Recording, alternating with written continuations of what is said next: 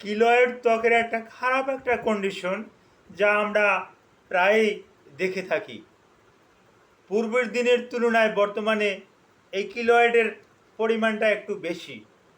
এই কিলয়েডটা বেশি কেন, কিলয়েডটা দেখতে কেমন দেখা যায়, কিলয়েড কাদের কাদের হয়, কিলয়েডের চিকিৎসা কী, এই বিষয়গুলো নিয়ে আমি গুরুত্বপূর্ণ কিছু তথ্য আপনাদের মাঝে শেয়ার করব।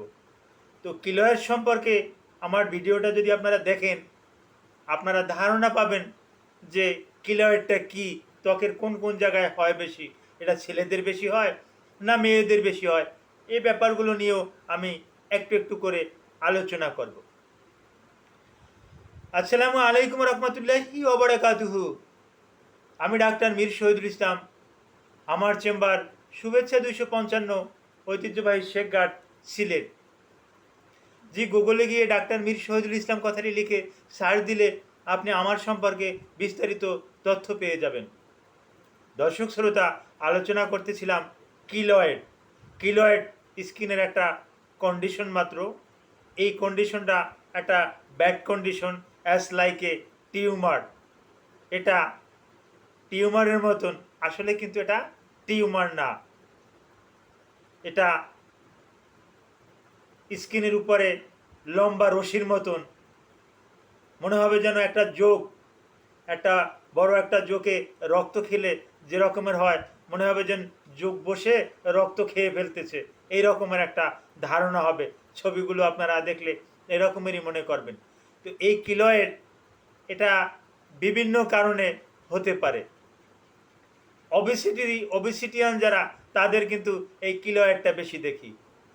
বিশেষ করে মেয়েদের ক্ষেত্রে অবেসিটিয়ান বেশি, মেয়েদের স্থূলতাটা বেশি, যার পরিপ্রেক্ষিতে তাদের স্কিনে একটা টান পড়ে। যখনই স্কিনে একটা চাপ পড়ে, টান পড়ে, তখনই কিন্তু স্কিনে কিন্তু কিলয়েডের সৃষ্টি হয়। বিশেষ করে মেয়েদের এই ব্রেস্টের উপরি অংশে এবং আর্মসে এবং মন্স পিউবিসে বেশ কিলয়েড দেখতে পাওয়া যায়। আর একটা কারণে হয়, সার্জারির কারণে হয়। মহিলাদের বিশেষ করে সিজারিয়ান সেকশনে, যাদের সিজারিয়ান সেকশনে বাচ্চা নিতে হয়, তাদের এই কিলয়েডের পরিমাণটা একটু বেশি বেশি আমরা দেখতে পাই। তারপর আসে এই যে কোনো সার্জারি, এটা গল ব্লাডার স্টোন হতে পারে, এটা অ্যাপেন্ডিসাইটিস হতে পারে, ওপেন হার্ট সার্জারি হতে পারে, পারফোরেশন হতে পারে। যে কোনো সার্জারিতেই এই কিলয়েডটা কিন্তু বৃদ্ধি পাওয়ার একটা আশঙ্কা থাকে, চান্স থাকে এবং হয়েও যায়। তারপর আসে মেয়েদের ভিতরে, বাচ্চা মেয়েদের ভিতরে, বিশেষ করে যাদের পিয়ার্সি করানো হয়। পিয়ার্সিং, দ্যাট মিন্স এই নাক, এই কান ছিদ্র করানো হয়। বেশিরভাগ সময় বিউটি পার্লারগুলোতে গিয়ে এই কান নাক ছিদ্র করে থাকে। এই নাক কান, এটা বিউটি পার্লারগুলোতে গিয়ে করা আদৌ ঠিক বলে আমি মনে করি না। তারা বিশেষ কোনো একটা হাইজিন মেনটেন্স করে না, যার পরিপ্রেক্ষিতে ইদানিংকালে আমরা বেশি বেশি পাচ্ছি নাকে এবং কানে এই কিলয়েডের রোগীর পরিমাণটা বেশি পাচ্ছি। এছাড়াও পুরুষেরও ওবেসিটিয়ান হলে তাদেরও হয়, কেটে গেলে ওই কাটা জায়গাটা ওখানে হয়।